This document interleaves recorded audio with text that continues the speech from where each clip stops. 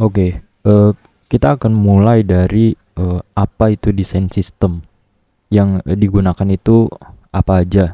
Nah, di sini untuk penjelasan secara teorinya, di sini udah dikasih contoh desain sistem yang ada gitu. Di sini ada gambarnya.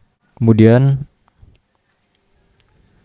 kita bisa mulai dari definisinya, desain sistem itu apa gitu. Desain sistem adalah sebuah kumpulan standar desain yang dimaksudkan untuk mengelola desain dalam skala besar agar dapat digunakan kembali komponen dan polanya gitu. Jadi di sini kalau misalkan di mark, intinya itu adalah kumpulan standar desain untuk mengelola desain agar dapat digunakan kembali komponen dan polanya.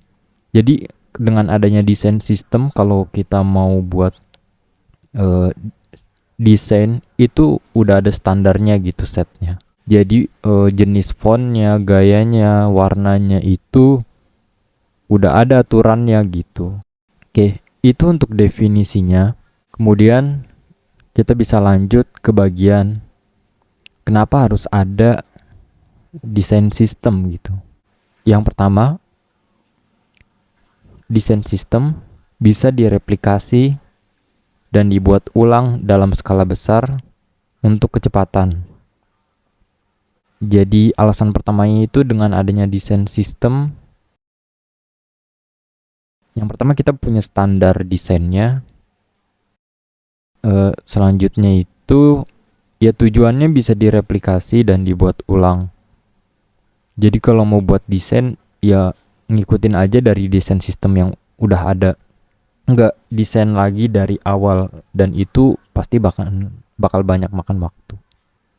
Yang kedua, dia itu reusable dan mengurangi pekerjaan berlebih dari tim gitu. Jadi dengan adanya desain sistem, kita bisa reusable dan juga mengurangi pekerjaan-pekerjaan yang berlebih. Kita bisa cut time di masa depan ya untuk desain gitu, karena ya tinggal reuse aja.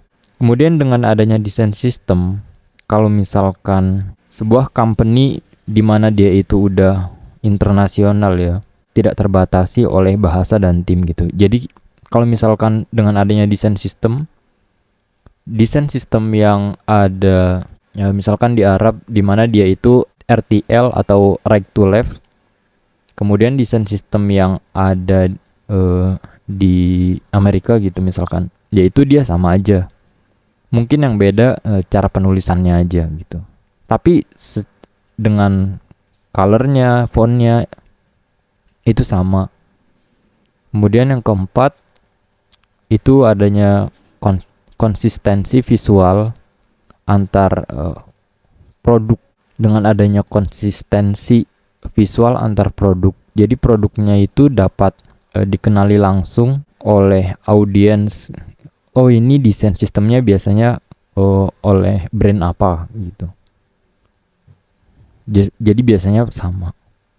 Kemudian yang kelima itu untuk alasan educational tools gitu. Jadi dengan adanya desain sistem ini, kalau misalkan di company itu bermanfaat juga untuk junior atau intern gitu. Jadi dengan adanya desain sistem mereka pun bisa belajar. Itu dia 5 alasan desain sistem kenapa itu ada. Next, kita akan lanjut ke bagian apa-apa aja sih elemen yang ada di desain sistem gitu. Yang pertama itu ada repository, yang kedua ada people. Repository ini maksudnya dia itu tempat desain sistemnya ya. Jadi di dalam repository itu ada style guides, kemudian ada juga komponen library. Nanti ini akan dijelasin juga detailnya style guides itu apa, komponen library itu apa. Kemudian yang ketiga ada juga pattern library.